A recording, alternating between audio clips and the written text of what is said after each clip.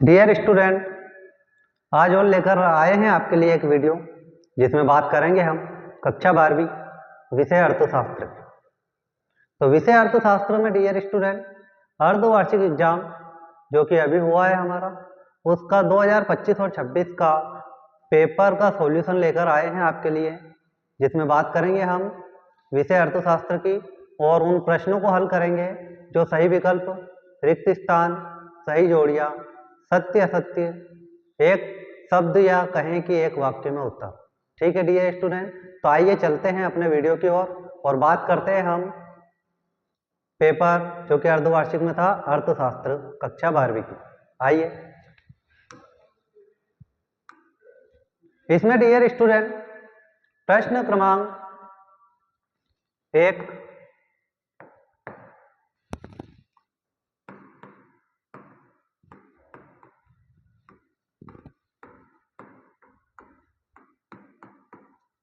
सही विकल्प चुनकर लिखिए। सही विकल्प चुनकर लिखिए।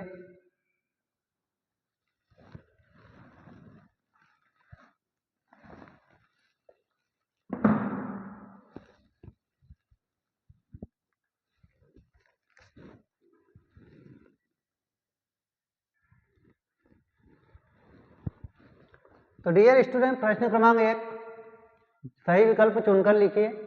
उसमें प्रश्न दे रखा है हमें नंबर 1, जिन वस्तुओं का साथ साथ उपयोग किया जाता है उन्हें कहा जाता है।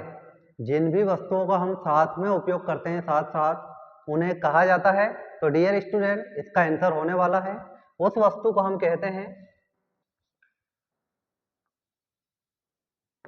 पूरक वस्तुएं। ठीक है,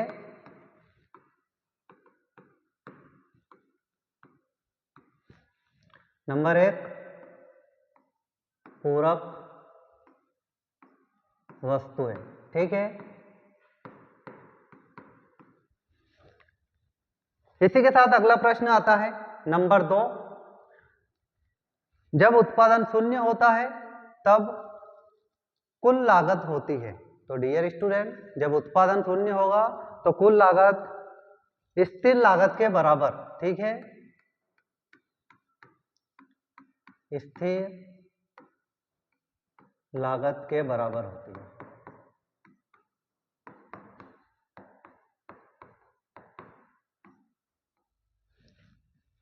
इसी के साथ अगला प्रश्न क्रमांक 3 जो कि सही विकल्प का होने वाला है डियर स्टूडेंट, एक पूर्ण प्रतिस्पर्धी या पूर्ण प्रतिस्पर्धा बाजार में फर्म होती है। ठीक है, फर्म होती है, तो इसका आंसर होने वाला है कीमत स्वीकारक। ठीक है, जो कीमत को स्वीकार करता है उसी को पूर्ण प्रतिस्पर्धी बाजार में फर्म की, ठीक है, फर्म होती है कीमत स्वीकारक। ठीक है, स्वीकार। ठीक है, इसी के साथ नेक्स्ट प्रश्न की ओर चलते हैं हम, जो कि सही विकल्प का होने वाला है डियर स्टूडेंट नंबर 4। तो आइए बात करते हैं नंबर 4 की। हम कब कहते हैं कि बाजार में किसी वस्तु के लिए अधिमांग है? हम कब कहते हैं कि बाजार में किसी वस्तु के लिए अधिमांग है? तो आइए चलते हैं, इसका आंसर भी हम देखते हैं डियर स्टूडेंट।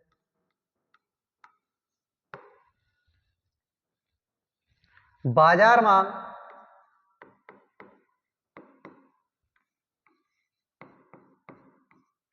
बाजार मांग बाजार पूर्ति से अधिक हो। जब बाजार मांग बाजार पूर्ति से अधिक हो तो हम उसे अधिमांग कहते हैं। ठीक है डियर स्टूडेंट, आइए अगले प्रश्न की ओर चलते हैं हम।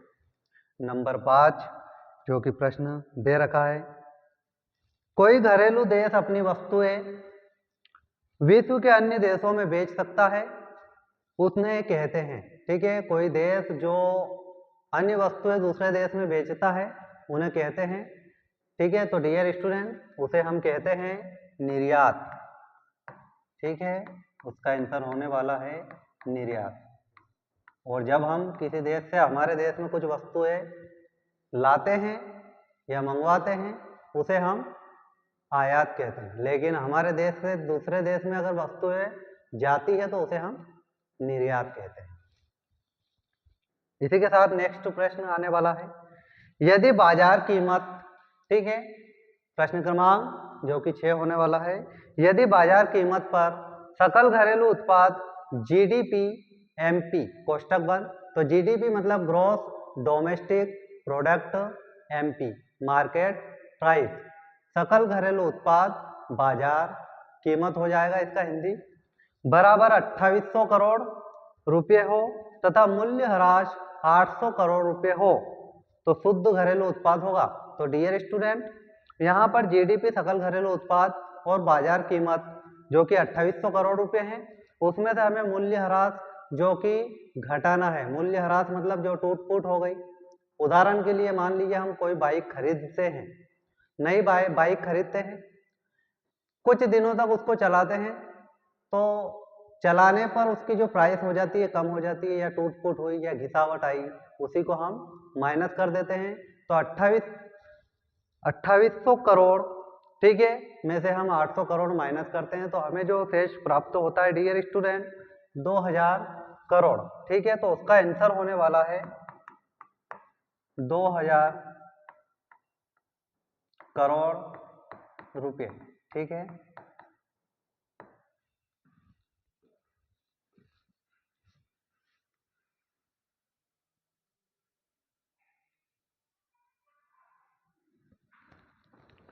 उसका आंसर यहाँ पर लिख देते हैं हम डियर स्टूडेंट।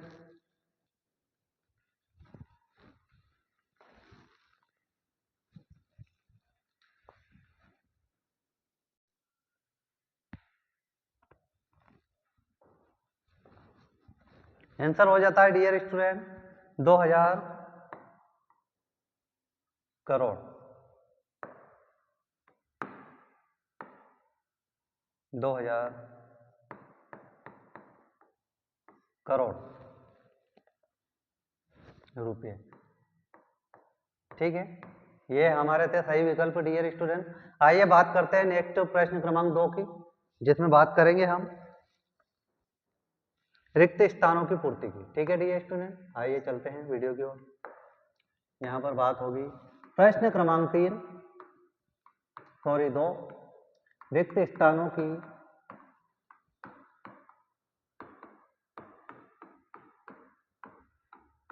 पूर्ति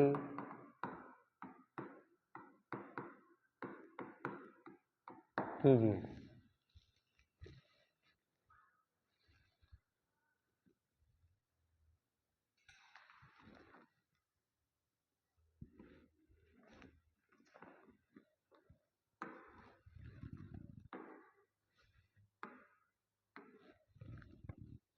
तो यहाँ पर डियर स्टूडेंट बात करेंगे हम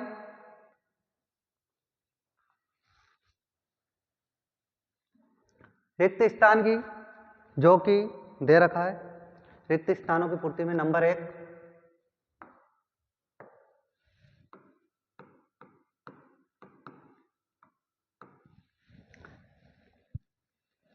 संसाधनों की कमी ही रिक्त स्थान की समस्या को जन्म देती है। तो डियर स्टूडेंट, संसाधन की कमी ही जन्म देती है आर्थिक समस्या को, ठीक है। तो नंबर 1 इसका आंसर हो जाता है आर्थिक। संसाधनों की कमी से आर्थिक समस्या उत्पन्न होती है डियर स्टूडेंट, ठीक है। नेक्स्ट प्रश्न, उपभोक्ता की आय जैसे जैसे बढ़ती है निम्न स्तरीय वस्तुओं के लिए मांग रिक्त स्थान, ठीक है, जाती है, ठीक है। तो उपभोक्ता की आय जैसे जैसे बढ़ती है वह निम्न स्तरीय वस्तुओं के लिए मांग घटा देता है। तो डियर स्टूडेंट इसका आंसर होने वाला है घट जाती है, ठीक है। इसी के साथ नेक्स्ट प्रश्न तीसरा, जिसमें बात करेंगे हम रिक्त स्थानों के, प्रश्न क्रमांक 3 की, ठीक है। दीर्घकाल में उत्पादन के सभी साधन रिक्त स्थान किया जा सकता है। तो डियर स्टूडेंट, दीर्घकाल में उत्पादन के सभी साधनों को परिवर्तित या परिवर्तनशील या परिवर्तित या उसमें परिवर्तन किया जा सकता है। ठीक है, परिवर्तन किया जा सकता है डियर स्टूडेंट। ध्यान रहे हम बात कर रहे हैं दीर्घकाल की। अगर बात अल्पकाल की होती है तो नहीं होगा, लेकिन दीर्घकाल की बात होती है तो हम दीर्घकाल में परिवर्तन कई समय पश्चात हम उसमें परिवर्तन कर सकते हैं, कई वर्षों बाद। ठीक है, आइए अगले प्रश्न की ओर चलते हैं, जो कि होने वाला है प्रश्न क्रमांक 4। ठीक है, जो कि रिक्त स्थान का नंबर 4 का प्रश्न होने वाला है डियर स्टूडेंट। ऑटोमोबाइल निर्माण के लिए इस्पात की चादर का उपयोग और बर्तन बनाने के लिए तांबे का प्रयोग, ये रिक्त स्थान वस्तुएं कहलाती हैं। तो डियर स्टूडेंट, ऑटोमोबाइल निर्माण के लिए इस्पात की चादर का उपयोग और बर्तन बनाने के लिए तांबे का प्रयोग, ये मध्यवर्ती वस्तुएं कहलाती है। हो जाता है यहाँ पर मध्यवर्ती। ठीक है, मध्यवर्ती वस्तुएं। इसी के साथ नेक्स्ट प्रश्न की ओर चलते हैं, जो कि होने वाला है 5वां। ठीक है, प्रश्न क्रमांक 5 रिक्त स्थान नंबर 2 का। ठीक है, उधार दिए गए द्रव्य पर जो ब्याज दिया जाता है उसे रिक्त स्थान रेट कहते हैं। तो डियर स्टूडेंट, इसका आंसर होने वाला है रेपो रेट। क्या हो जाएगा? Repo rate. रेपो रेट का मतलब भी यही होता है डियर स्टूडेंट कि मान लीजिए ऋण जब किसी को दिया जाता है और ब्याज के रूप में वापस उनसे लिया जाता है, उसी को हम रेपो रेट कहते हैं। ठीक है, आइए बात करते हैं अगले प्रश्न की, जो कि प्रश्न क्रमांक 6 होने वाला है। यदि एमपीसी का मूल्य 0 है तो गुणक रिक्त स्थान होगा। तो डियर स्टूडेंट, एमपीसी मतलब मार्जिनल प्रोपेंसिटी कंज्यूमर। ठीक है, सीमांत उपभोग प्रवृत्ति का मूल्य 0 है तो गुणक क्या होता है? 1। इसका आंसर होने वाला है गुणक 1 होता है। तो डियर स्टूडेंट, यहाँ थे हमारे रिक्त स्थान जिनको हमने लिखा है। आइए बात करते हैं अब नेक्स्ट प्रश्न क्रमांक 3 की, जो कि होने वाला है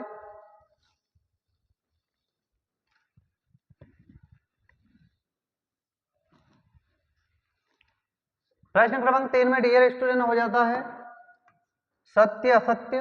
ठीक है, तो बात करते हैं हम सत्य असत्य की। प्रश्न क्रमांक 3 सत्य असत्य।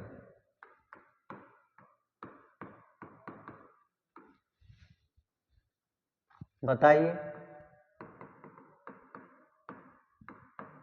तो इसमें बात करेंगे डियर स्टूडेंट सत्य असत्य की, प्रश्न क्रमांक 3 का, जो कि होने वाला है नंबर 1। प्रश्न क्रमांक 1, बहुत सी उत्पादन संभावनाओं में से किसी एक का चयन करना ही अर्थव्यवस्था का एक केंद्रीय समस्या है। तो डियर स्टूडेंट, इसका प्रश्न का आंसर जो होने वाला है बिल्कुल राइट, जो कि होने वाला है सत्य। ठीक है, उत्तर नंबर 3 के लिखने वाले हैं हम। ठीक है, प्रश्न क्रमांक 1 सत्य। ठीक है, इसी के साथ अगला प्रश्न, एक रूप उत्पादों का अर्थ है कि प्रत्येक फर्म का उत्पाद समान होता है। तो डियर स्टूडेंट, सही कहा है इन्होंने, एक रूप उत्पादों का अर्थ है प्रत्येक फर्म का उत्पाद समान होता है। तो इसका भी आंसर होने वाला है सत्य।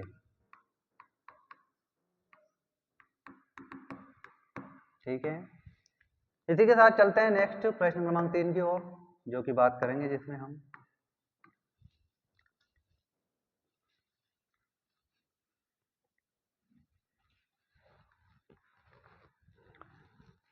ऊंची मजदूरी दर पर श्रम की मांग अधिक होती है। तो डियर स्टूडेंट, इसका आंसर होने वाला है असत्य। ऊंची मजदूरी दर पर श्रम की मांग अधिक नहीं होती। ठीक है, इसी के साथ नेक्स्ट प्रश्न की बात करते हैं हम। अगला प्रश्न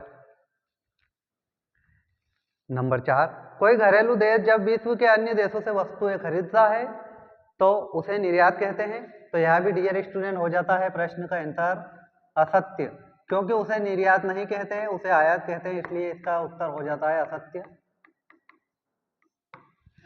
ठीक है, उम्मीद करते हैं कि आपने भी यही किए होंगे। ठीक है, आशा करते हैं यहां तक आपको समझ में भी आया होगा। आगे बात करते हैं हम मूल्यह्रास व्यय NNP MP में सम्मिलित रहता है। तो डियर स्टूडेंट, मूल्यह्रास टूट-फूट, जो कि पहले ही बात कर चुके हैं हम सही विकल्पों में। मूल्यह्रास व्यय, जो कि व्यय जो खर्च किया जाता है। NNP, net national product, MP का मतलब हो जाता है मार्केट प्राइस, मार्केट प्राइस, तो एनएनपी नेट नेशनल प्रोडक्ट, ठीक है।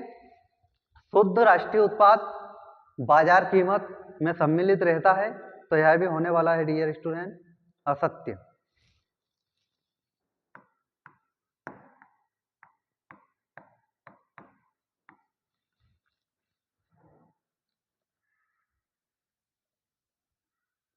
ठीक है, चलिए नेक्स्ट आगे बढ़ते हैं हम और बात करते हैं प्रश्न क्रमांक 4 की, जिसमें बात करेंगे हम डियर स्टूडेंट सही जोड़ियां। ठीक है, सही जोड़ी की बात करेंगे हम। आशा करते हैं यहां तक आपको समझ में आया होगा। आइए चलते हैं प्रश्न क्रमांक जो कि 4 होने वाला है, सही जोड़ियां।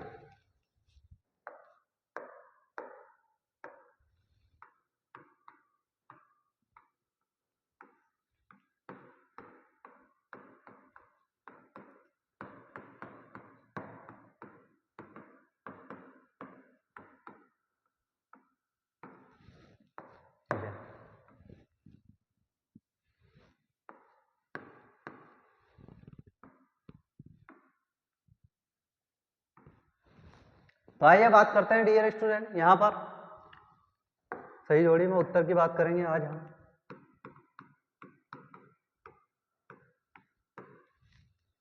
यहां पर डियर स्टूडेंट दे रखा है बाजार अर्थव्यवस्था, कॉलम ए में दे रखा है बाजार अर्थव्यवस्था, और बी में भी हमें कुछ ऑप्शन दे रखे हैं जिसमें से हमें लिखना है। ठीक है, तो बाजार अर्थव्यवस्था डियर स्टूडेंट वस्तुओं की मांग एवं आपूर्ति। ठीक है, नंबर 1 वस्तुओं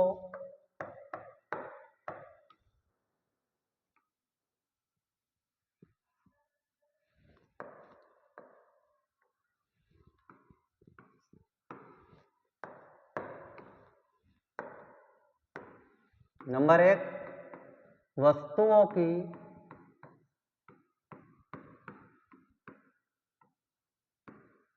मांग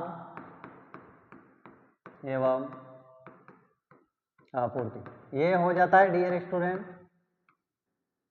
बाजार अर्थव्यवस्था का आंसर, जो कि हो जाता है वस्तुओं की मांग एवं आपूर्ति। इसी के साथ नेक्स्ट प्रश्न दूसरा, मांग का नियम। ठीक है डियर स्टूडेंट, तो मांग का नियम हो जाता है इसका आंसर नंबर 2 वस्तु की कीमत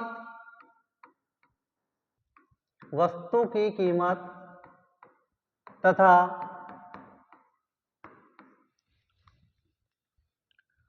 मांग का उसकी मांग की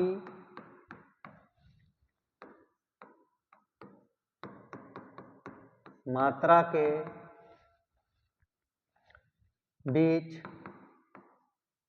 में विपरीत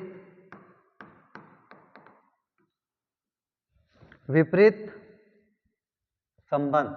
ठीक है डियर स्टूडेंट, तो नंबर 2 का आंसर होने वाला है वस्तु की कीमत तथा उसकी मांग की मात्रा के बीच में विपरीत संबंध को दर्शाता है मांग का नियम। ठीक है, नेक्स्ट प्रश्न की बात करते हैं बाजार मांग। तो डियर स्टूडेंट बाजार मांग का आंसर होने वाला है उपभोक्ताओं की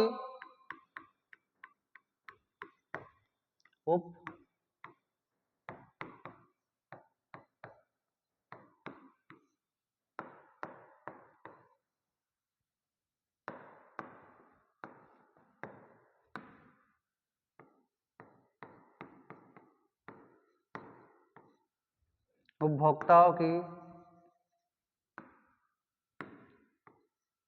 सम्मिलित मांग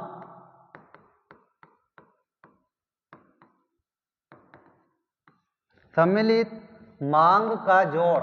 ठीक है, सम्मिलित मांग का जोड़, जो कि होता है बाजार मांग। ठीक है, बाजार मांग का मतलब उपभोक्ताओं की सम्मिलित मांग का जोड़। इसी के साथ नेक्स्ट प्रश्न की ओर चलते हैं, जो कि होने वाला है सही जोड़ियों में। प्रश्न क्रमांक 4 का नंबर 4 उत्तर होने वाला है डियर स्टूडेंट।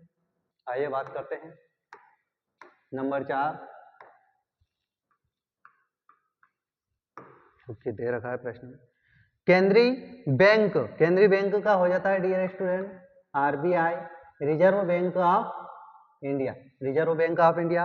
इसी के साथ अगला प्रश्न व्यावसायिक व्यवसायिक बैंक का हो जाता है डियर स्टूडेंट, इसमें आंसर पांचवा जो कि होने वाला है SB state bank of India, state bank of India हो जाता है।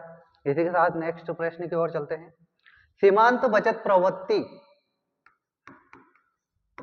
सीमांत बचत प्रवृत्ति का आंसर होने वाला है dear student MPS, marginal propensity save, ठीक है, सीमांत बचत प्रवृत्ति, ठीक है, इसका हिंदी हो जाता है सीमांत बचत प्रवृत्ति। इसी के साथ नेक्स्ट प्रश्न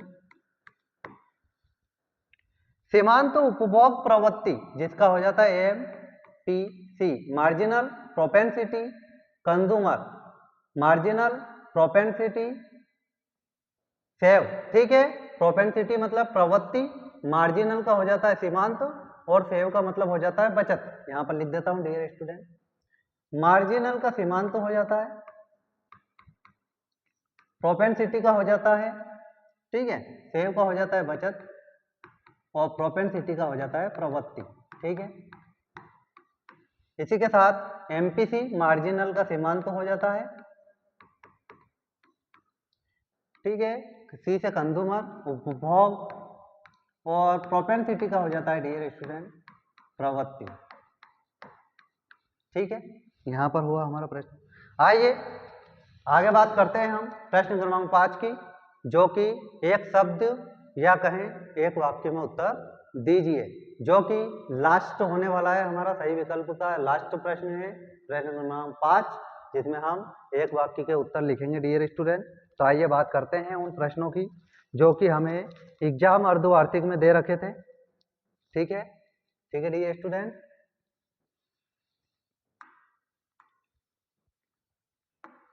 प्रश्न क्रमांक 5,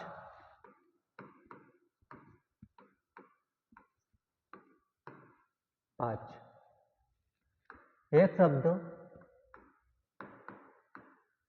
या एक वाक्य में उत्तर दीजिए।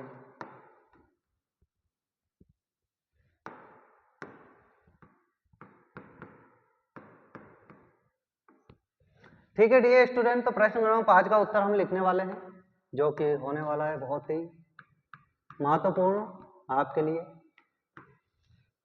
तो प्रश्न क्रमांक 5 का उत्तर होने वाला है नंबर, प्रश्न की बात करते हैं हम। नंबर 1, मांग की कीमत लोच का सूत्र लिखिए, ठीक है।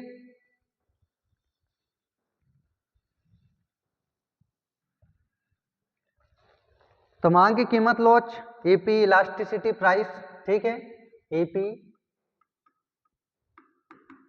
इलास्टिसिटी प्राइस, मांग की कीमत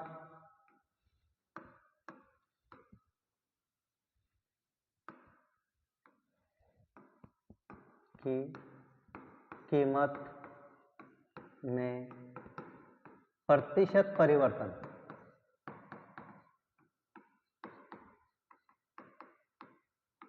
ठीक है, प्रतिशत परिवर्तन और मांग की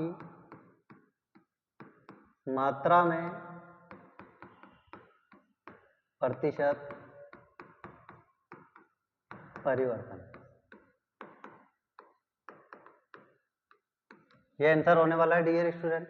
इसी के साथ बात करते हैं अगले प्रश्न की, जो कि नंबर 2, आय बढ़ने से उपभोक्ता किन वस्तुओं की मांग घटा देता है। तो डियर स्टूडेंट, जब किसी व्यक्ति की आय बढ़ जाती है तो वह निम्न स्तरीय वस्तुओं की मांग घटा देता है और कुछ अच्छी कीमत वाली वस्तुओं खरीदने लगता है। जब उसकी जैसे जैसे आय बढ़ती जाती है वह उच्च क्वालिटी की वस्तुएं खरीदना प्रारंभ कर देता है, ठीक है। उदाहरण के लिए वीवो मोबाइल की जगह आईफोन, ठीक है, या एक सिंपल बाइक स्प्लेंडर की बजाय बुलेट, ये उसकी जब आय जैसे जैसे बढ़ती जाती है वह इन वस्तुओं को बढ़ाने लग जाता है, ठीक है, इन वस्तुओं की मांग भी करने लगता है।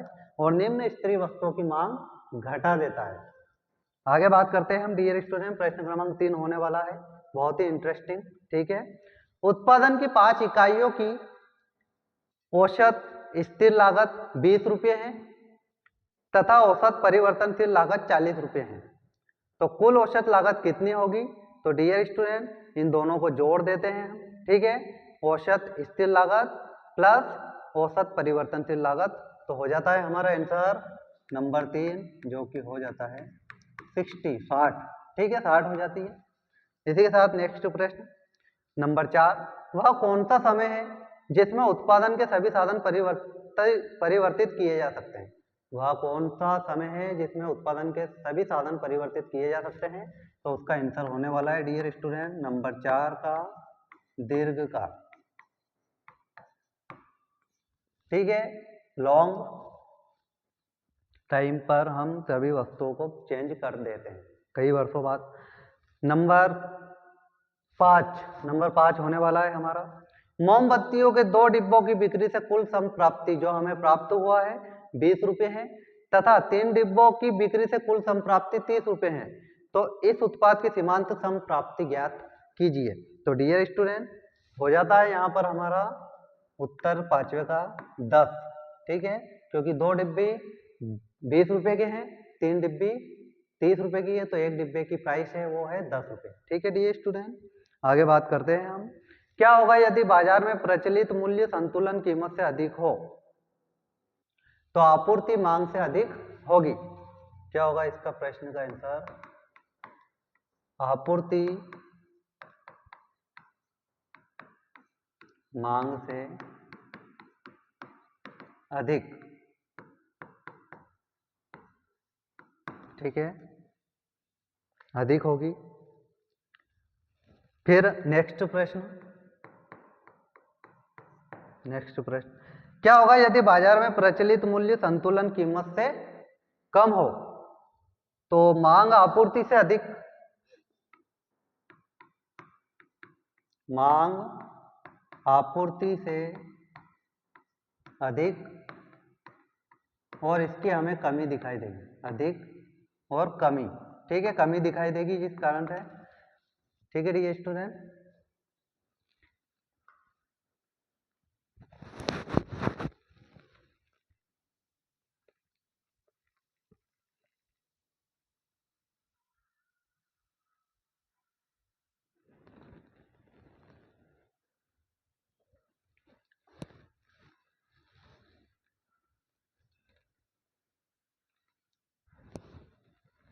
तो यह था वीडियो।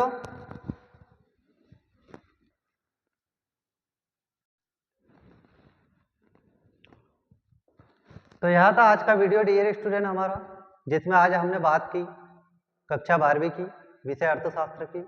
तो डियर स्टूडेंट आशा करते हैं ये वीडियो आपको पसंद आया होगा, और वीडियो अगर आपको पसंद आया है तो वीडियो को लाइक करें, सब्सक्राइब करें और बेल आइकन बटन को भी दबाइए। Thank you.